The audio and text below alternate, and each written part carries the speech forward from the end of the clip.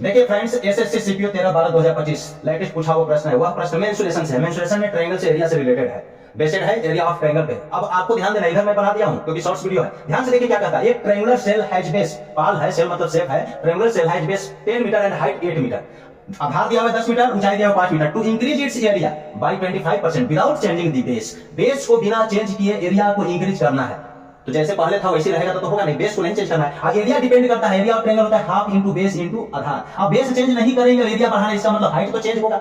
अब height change होगा तो हाइट बढ़ेगा, क्योंकि यहाँ इंक्रीज लिख दिया है तो इंक्रीज होगा, डिक्रीज नहीं होगा। ध्यान दीजिएगा, ये सब सजातीयता आपको जानना होगा, कौन किस पर डिपेंड है। बनाने की इसको तो जरूरत नहीं है, लेकिन अभी सुन लीजिए, रुकिएगा, घबराइएगा नहीं। बेस को बिना चेंज किए हुए 25% एरिया को बढ़ा देना। By what percent must be height increase. यहाँ डिक्रीज लिख देगा तो प्रश्न गलत हो जाएगा। इंक्रीज, हाइट इंक्रीज, या तो हाइट को बदले, हाइट को बिना बदले बेस को बढ़ाएंगे तबे बढ़ेगा। एरिया बढ़ेगा घटेगा तो घटने वाला पर चलेंगे। एरिया होता है डिपेंड करता है बेस पर और हाइट पर। अब बेस को कुछ छेड़छाड़ किए हैं, जैसे स्क्वायर क्यूब कुछ किए हैं नहीं। यानी कहने का मतलब है 25% एरिया बढ़ाना है, एक को स्थिर रखना है और दूसरे को बढ़ाना है। जैसे बेस स्थिर है, ऊंचाई को बढ़ाना है, तो जो यहाँ बढ़ा रहा है इसमें कुछ नहीं हुआ है, तो आंसर विल बी 25%। आंसर हो गया।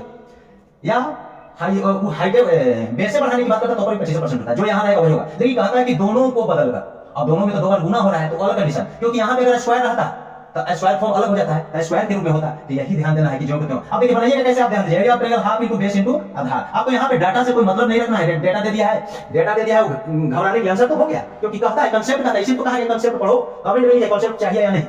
हाफ गुने बेस हम बना रहे डेटा से, ठीक, इसलिए बनाने जो नहीं है। आधार 10 गुने 8 करेंगे, आ गया 40। अब कहता है एरिया को 25 बढ़ा दीजिए। 40 25% बढ़ने का 125/100 करेंगे।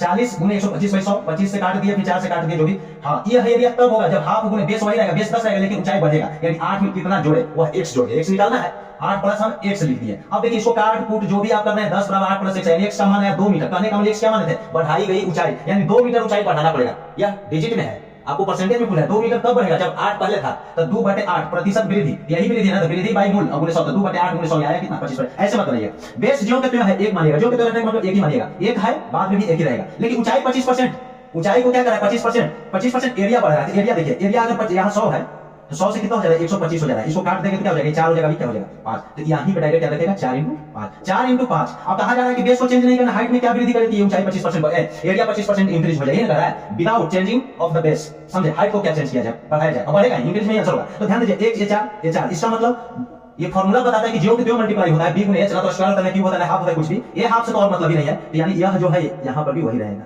अब देखिए हाइट भी क्या होगा, 4 से 5 जाएगा। 4 से 5 जाने का मतलब था 25%, क्योंकि 4 से 5 गया तो एक बढ़ा, कब बढ़ा, जब 4 नीचे है, गुणे 100। क्या यही करने जाओगे, नहीं, क्योंकि 4 5 कैसे है 25% बढ़ने पर, इसका मतलब हाइट क्या होना चाहिए, 25% इंक्रीज।